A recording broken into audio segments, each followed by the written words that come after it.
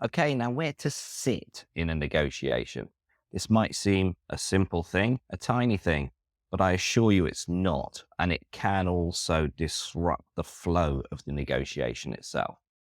So, my advice to you is this: when you are going into the negotiation room, it's easier if you're conducting the negotiation. So, for example, if it's being held at your offices, at your venue, then you can designate the seats.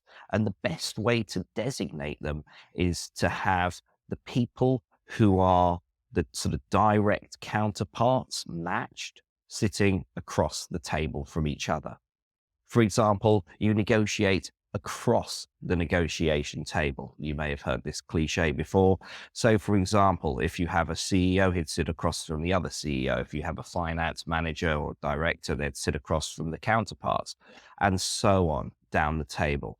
Otherwise, what you have is cross-talk happening, even though, it's imaginary borders, but those borders are still there. It's easier if you're looking directly across the table at the person, so that when you're raising your points, the other person on the other side of the table can directly speak to you face to face across the table.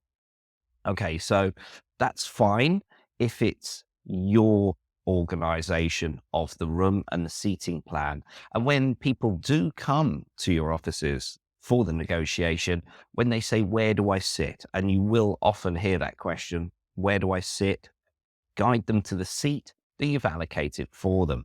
It'll make them feel more comfortable, and also it'll show that you've planned the negotiation itself. Now, if you're going to their offices, it's not quite so simple. And maybe they haven't prepared, which, even though it's sort of their fault, but it could, as mentioned, be detrimental to the negotiation flow itself. So you want to try and put yourself into the best position so that you can work out where you want to sit. And sticking to the same rule that I gave before, that you sit directly across from your direct sort of counterpart, let them go in the room first. Now, the way I like to do this, often, for example, if I'm being brought into a negotiation room, someone will open the door for me, which is very polite of them. However, I'll always try and be more gentlemanly and say, "After you." And I'll let them go first. So all of your counterparts, for example, are in the room, and then you go in and you can see where they sit first. Also, of course, say, "Is there anywhere specific that you would like me to sit?" Maybe they have, maybe they've got some specific seating plan for you. If they do, sit there. Otherwise, you can see where the person that you're going to be interacting with most is sitting, and you sit across the table from them.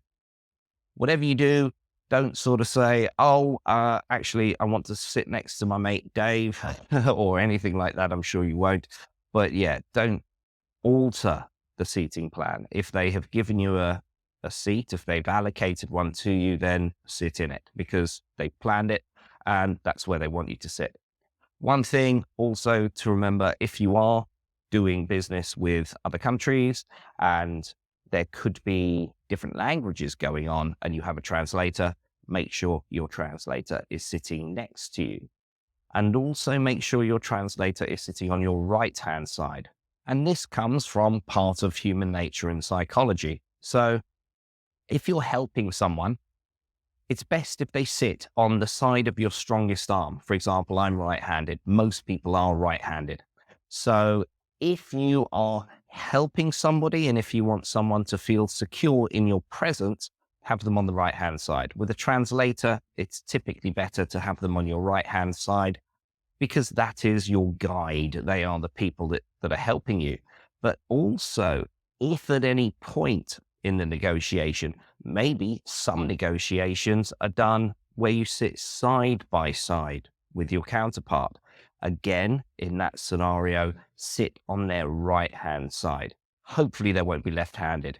It's definitely far more common for someone to be right-handed than left-handed.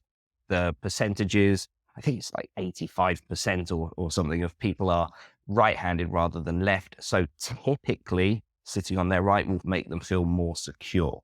Okay, so bear that in mind. If ever there's any discussion, if ever you have to get onto the same side of the table as your negotiator, always go on the right-hand side, unless you notice that they're writing with their left hand or doing something, opening a door with their left hand on the way in, and you know, therefore, they're left-handed, in which case they'll feel more confident and secure with you on the left-hand side.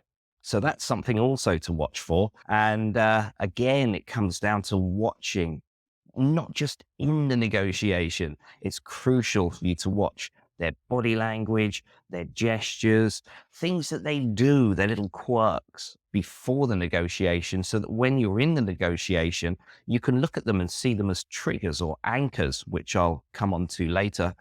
So yeah, be aware of those. Anyway, I'll see you in the next lecture. Thanks.